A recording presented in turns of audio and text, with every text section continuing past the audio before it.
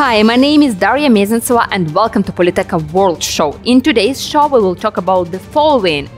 What is shown in the results of the midterm elections in the USA?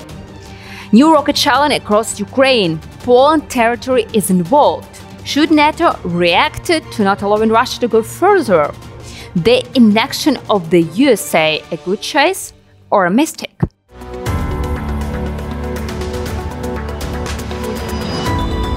Today we have a talk with an expert of the Foreign Policy Council. With us is Oleksandr Kraiev. Oleksandr, I'm happy to have you here. Thanks for having me.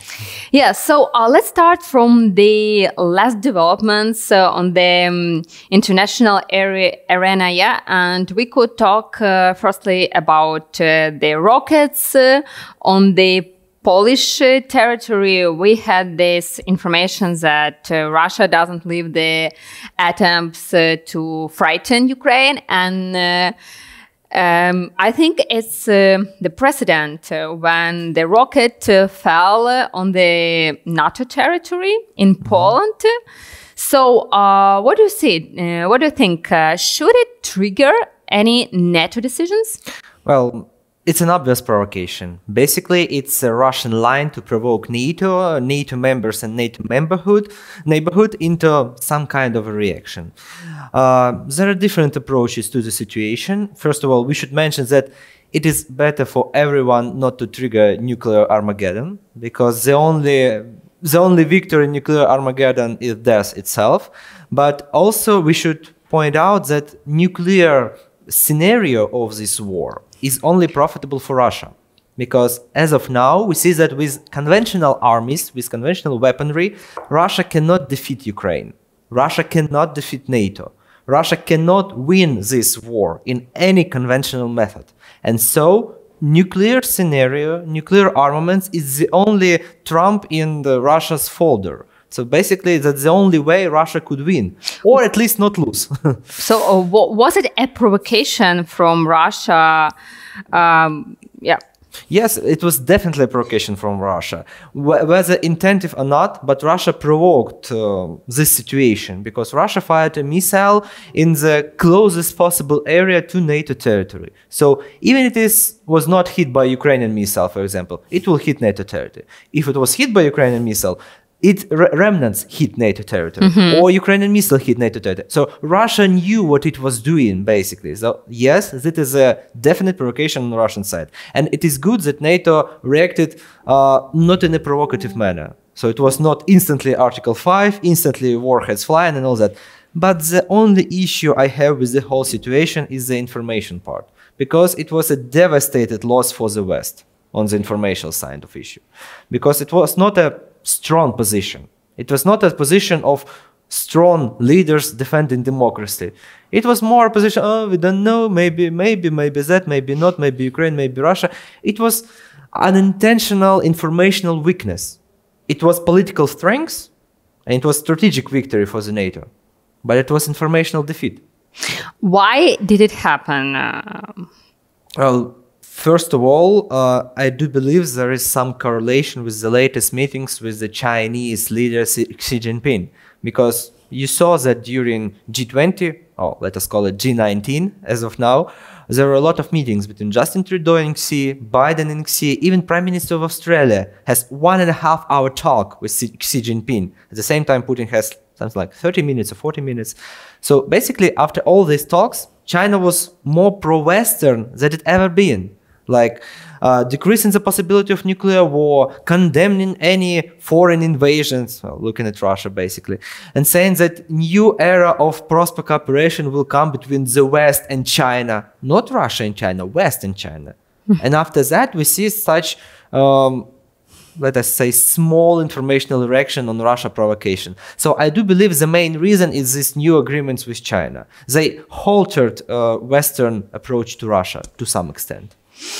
But if we look at this from other side, don't you think that such an attitude by NATO, yes, could unleash the hands of Russia, and there could be tomorrow or in a week rockets on the Romania territory or Lithuania territory. And some experts already told that like Russia had opened Pandora's box and to hit NATO without consequences of such an attitude. Yeah.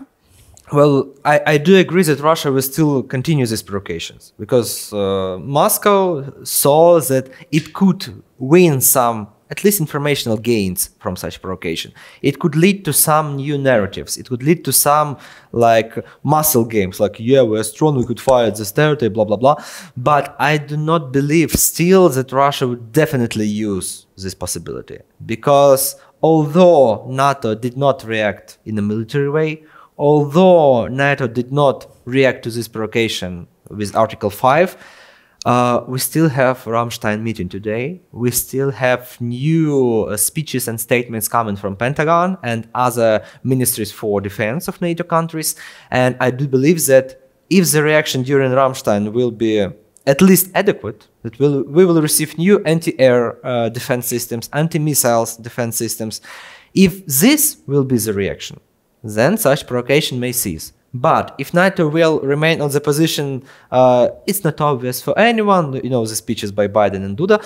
If we remain at this position, Russia will continue with the provocation. If we will succeed in gaining new weaponry, new assistance, new checks from the NATO, then the provocation will cease. So basically, it will be decided today and tomorrow.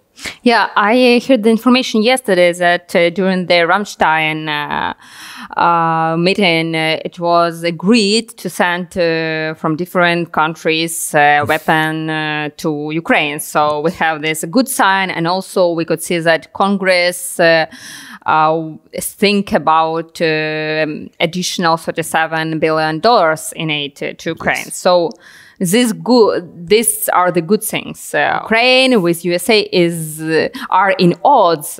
What do you think about such information in different mass media? Maybe it's a propaganda from Russia.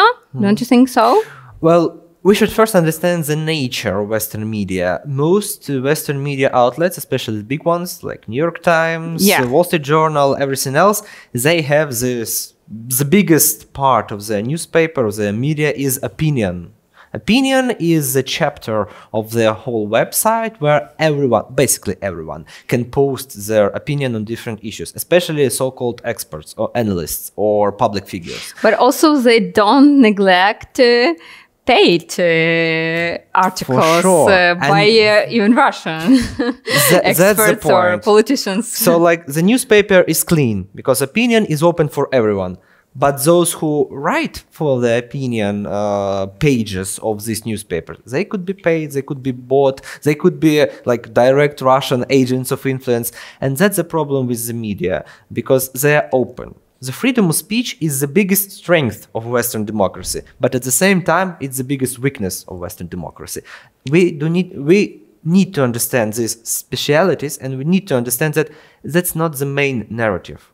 That's a part of narrative, and even the contrary narrative, but that's not the main issue that is troubling the United States or any other of our ally today. We need to look at the governmental level, because government is the narrative. Everything else is just opinion. But what is your opinion on the relations between NATO and Russia? Don't you think that Russia is afraid of NATO right now, and that's why they make all these things around possible NATO escalation or so on, so on, so on?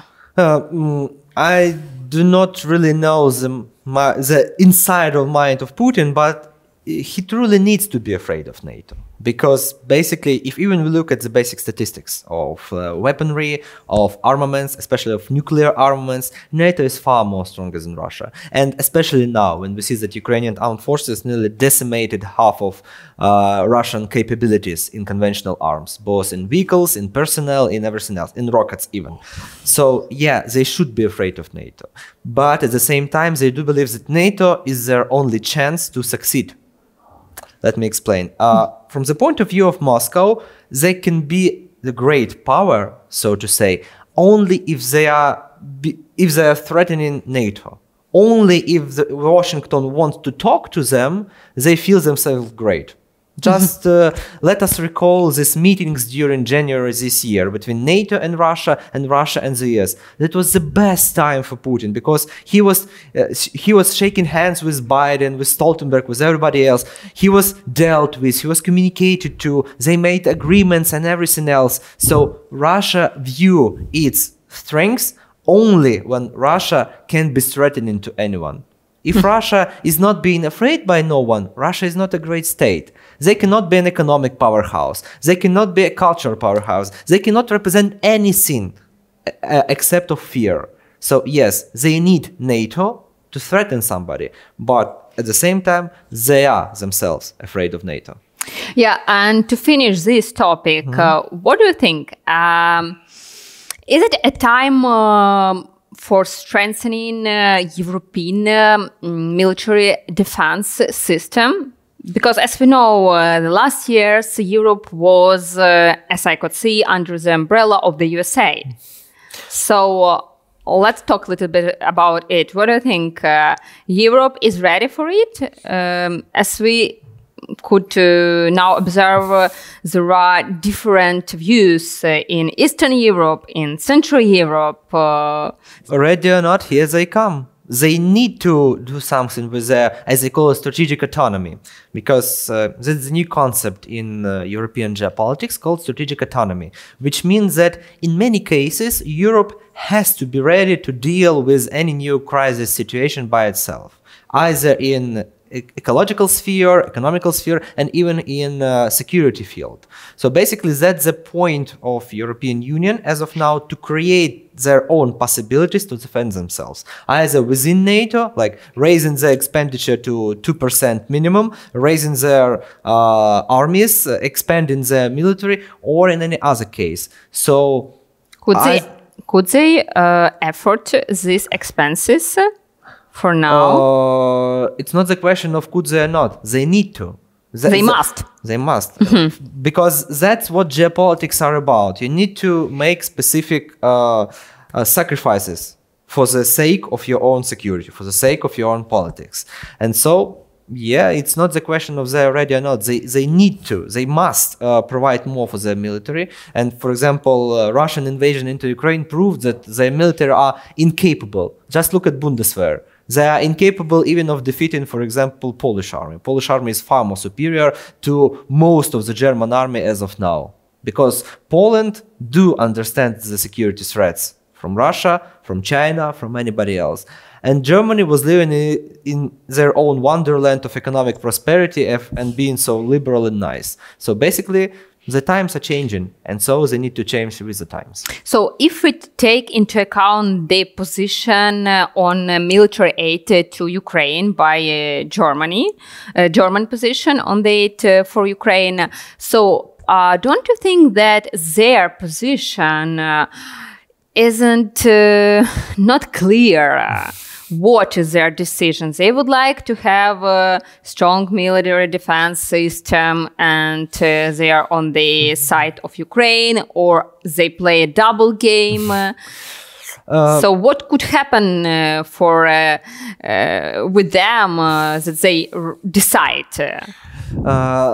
Let me just clarify, it was not clear. But now we see that, for example, Chancellor Scholz is changing his rhetoric, is changing his position. Yeah, but by words. Not only by words, because... Okay, let's talk about the actions. Okay. If we speak about, for example, the producers, Rheinmetall, the biggest producer of tanks in Europe, its decision was to provide Ukraine with tanks like 5 months ago. Also, Bundestag was ready to support Ukraine with tanks 5 months ago. Ministry of Defense, Ministry of Foreign Affairs, they all were ready to support Ukraine 5 months ago. The only one stopping this issue was Chancellor Scholz.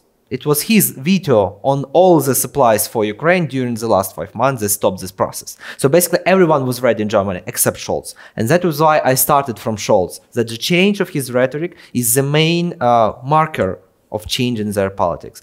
The only issue they have as of now is their own defense capabilities, because war in Ukraine unraveled that Bundeswehr is incapable. Well, basically, as one of my German colleagues said, there is only one capable unit in German army, and that is military orchestra. Then the only thing supplemented with everything they need. So basically, trying to support Ukraine is also trying to support their own army. And as of now, as a part of Rammstein, we know that apart from political dialogue, there's also business dialogue in Rammstein, because CEOs of the main military companies are also working within this format. They're trying to increase production, to supply their own army, and then give everything else to Ukraine. So basically, for Germans, it's the other way around. They need to supply themselves and then Ukraine. But they're trying to do it both ways. But why they understood it right there? Not 5 months ago, not at the beginning of the war. The issue is simple, Olaf Scholz. Because, you know, it was, I do believe that the part of the Russian mind game with German politics for the last 30 years. Because let us not forget that it was Russia who condemned Germany for everything in this war, world. For Holocaust, for Second World War, for all the... historical thing, you're right, yeah. And Berlin was the place of the biggest undead battalion parades conducted by Russia in the world. German politics were paid by Russia. German politics were created by Russia during the times of West and Eastern Germany. And so basically, if we recall Merkel was a typical East German politician, feeling guilt for Russia, loving Russian cultures, and of course, loving Russian money. Basically, Scholz, although being Western German, he's from Hamburg, he also has this, like, you know, psychological issues and the sense of guilt. Because the main narrative of Russian psychological warfare against Germany was Germany providing weapons is an act of Holocaust.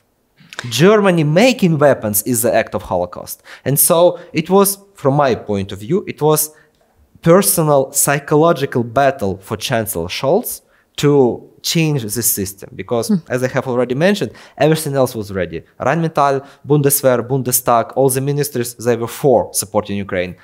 Only Scholz was stopping it. Could we say that Russia changed the paradigm of politician views in Germany? For sure. Russia made everything possible to make Germany an adequate country. By attacking Ukraine, by destroying our cities, Russia at last made everything possible to make German politicians more adequate. Yes, that's a great thing. Let's move to the elections in the USA. So if we could talk a little bit about the midterm elections, what could we say for now?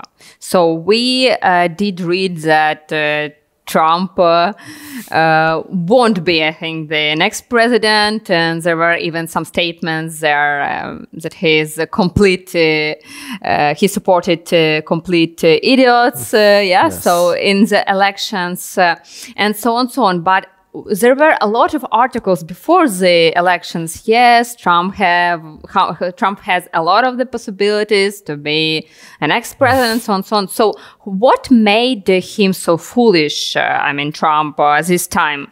Because we remember the previous presidential race, everything was very powerful, organized.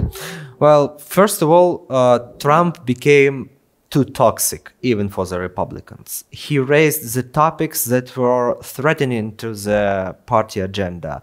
He supported leaders who were threatening to party integrity. And the main issue, he supported the ideas to destroy American democracy. Because some of the politicians that he supported, for example, for the governorship race in Arizona, they said that the only result of this election is my victory. Any other result is a hoax by Democrats.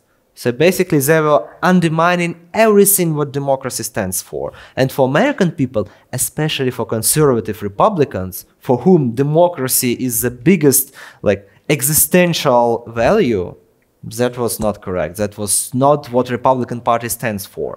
And basically, all the sponsors and donors of the Republican Party withdrew from Trump campaign. He has no money for a proper campaign. The only big business that is still with Trump is Elon Musk companies. But you see what is going on with Elon. Yeah. The second big issue is his team. His team is either in jail or under prosecution or supporting the prosecution against Trump. So basically, he has no appropriate team to run in this election. And the third issue is that he's still running his 2016 campaign.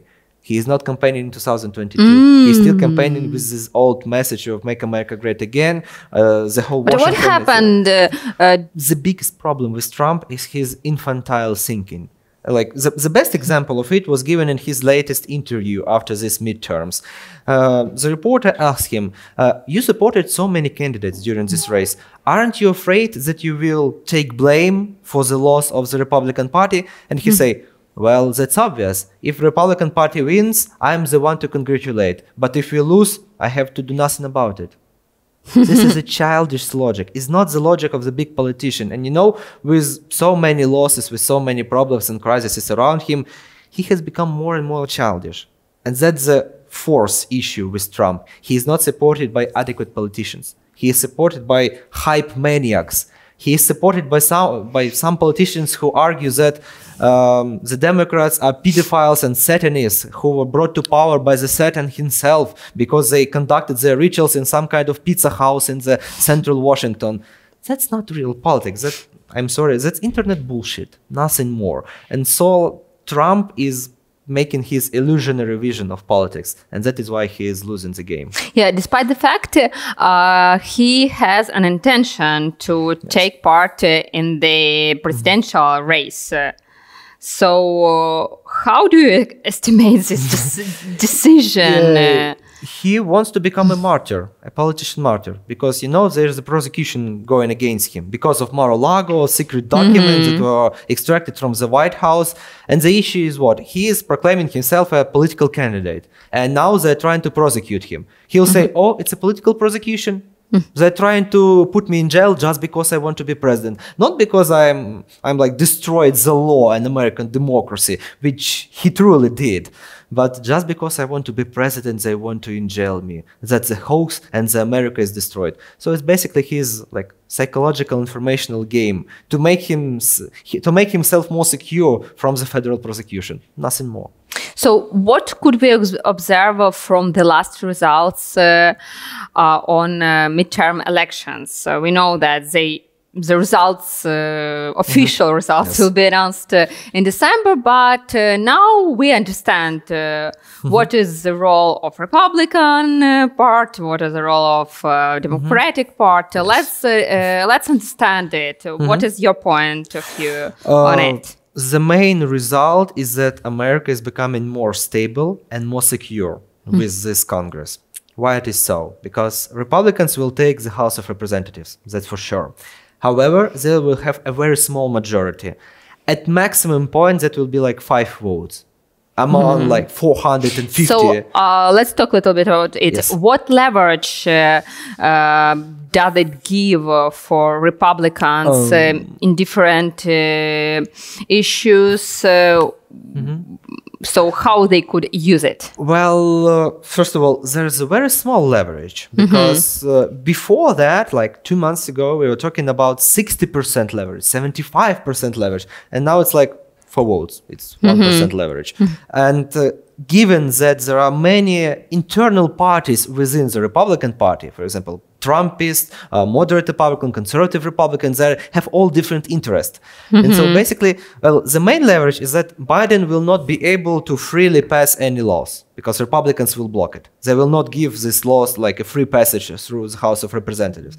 But at the same time... What kind of laws could be there? From Biden point or from Republican part? I mean, what kind of laws could block representatives? Republicans? Any kind. Yeah? Because the two chambers of Congress are equal in their rights for political decisions and for voting procedures.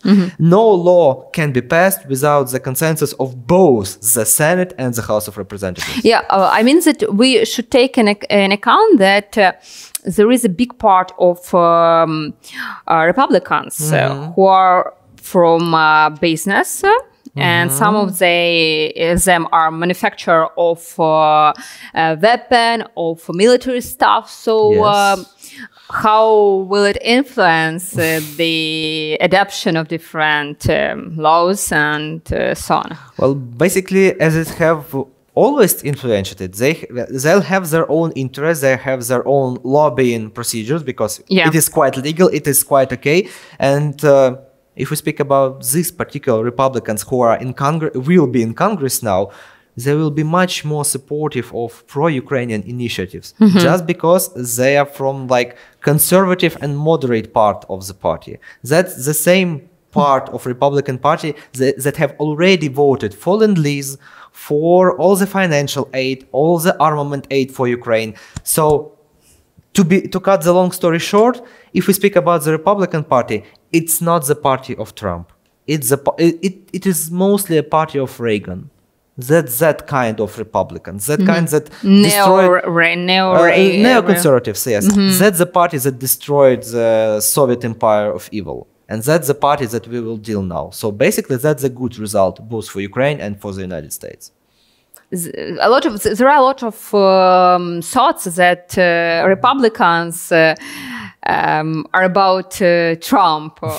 Does it a mistake? It is clearly a mistake, because it was a mistake even during the last Congress, because Trump has decent support among the Republican voters, something like 20-25%, but not among Republican sponsors and not among Republican establishment, because in the last Congress, well, in this current Congress, there were like 15 Trumpist congressmen among more than 500, just 15. And in this Congress that is being elected right now during this election, there will be no more than 10 of them. So they will not have like a leverage, not only on the party and its agenda. They will have no leverage on like the decent work of the Congress itself. So basically, it's not the party of Trump anymore. Trump became so toxic for the Republicans, they're trying to ditch him. They're trying to get rid of Trump. And basically they have their new candidate for 2024. So we're talking about a new Republican Party, not the Trump party. It was like in 2016, 2018. So if we are talking about DeSantis, the new candidate, what are the possible scenarios for Ukraine if DeSantis came into the power in 2024? Well, DeSantis is a classic neoconservative. He is quite harsh on immigration. He is quite harsh on many social issues. But if we speak about Ukraine, he is quite harsh on Russia. Because as he said during his interviews, he has the only issue with President Biden, and that he is too soft on Russia and helps too little to Ukraine. He's talking about Biden that gave us all the HIMARS and everything else. Maybe this position is something he would like to tell before he has been elected, but after. Well, what's the point for him to change his position? Because if we speak about Trump, the whole point of Trump was to be anti-establishment. Because that's the only reason for him to run for president, is to, as he said, destroy the Washington swamp.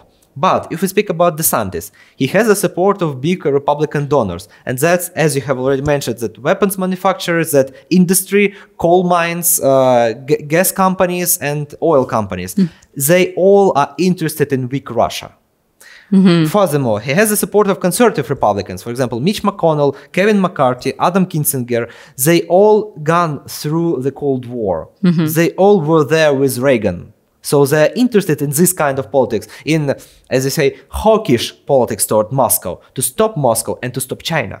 Because for DeSantis, as he has already stated, it is not China and then Russia. It's the both. It's one front of problems. And so he will have no possibility to change his politics, because that's the politics of the party that elected him. Yeah, and if we talk about the negotiations between Republicans and Democrats, Yes. I could see that they could be now more negotiable. That's right. What do you make of it? That's right. There was a big problem in American society concerning polarization, because during the two last Congresses, less and less Republican and Democrats worked together. Because, for example, if not mistaken, in 1960s, during the Cuban Missile Crisis and during the Kennedy administration, nearly 68% of all bills were introduced by both Republican and Democrats. But now it's less than 10%. It's more partisanship. It's more like, oh, you're doing everything wrong. Not like you're doing this bill wrong. You're doing everything wrong. And now, when we have balanced House of Representatives, nearly equal, we have nearly equal Senate, and we have like a moderate president without any interesting thoughts, we will see more bipartisan project, because that's the only way to proceed with something, because Republicans need the support of Democrats to get anything through Senate, and Democrats need the support of Republicans to get anything through the House of Representatives. So any bill will be bipartisan, basically. Yeah, but if we go further and just improvise about the future elections, presidential elections in the USA in 2024, how do you see this battle between Biden and DeSantis? That's a tough question, because we see that there are a lot of problems with Biden, like not on the political side, but on his health issues, because nobody is sure enough that Biden at the age of, if not mistaken, he will 80. be 83, 84 at the time of 2024, that he will be still able and capable of being the president he is today, because he's quite effective, let's be clear, but the age is age. We are not sure if he is now capable. Excuse me for it. Yeah. Well, sometimes the issue with the Democrats, they have no restitution for him. It was big hopes was given for Kamala Harris, but she is losing her rating. She is losing her image, and basically she's not as popular as she used to be. And if we speak about Republicans, they have a lot of possibilities. They have DeSantis, they have McCarthy, they have everybody who is willing and able to run for president. So what will the next race look like? The Democrats will say that all the good things that happened after COVID, like infrastructure rebuilding of economy, helping Ukraine, helping Taiwan, that was all about the Democratic Party.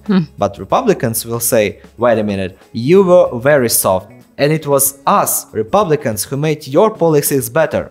So if your policies were good, our influence was better, then our presidency will be even more better, much, much better, let's say it that way. Yeah, let's finish on this. It was really, Oleksandr, fruitful talk. I'm happy that you joined our show, Politeka World, and I will be happy to have you here one more time. Maybe the next time we will organize a big show. Yes. It was a pleasure. Thank you very much. So I would like to remind you that we had today an expert of the Foreign Policy Council, Oleksandr Kraiev. So see you at the next show.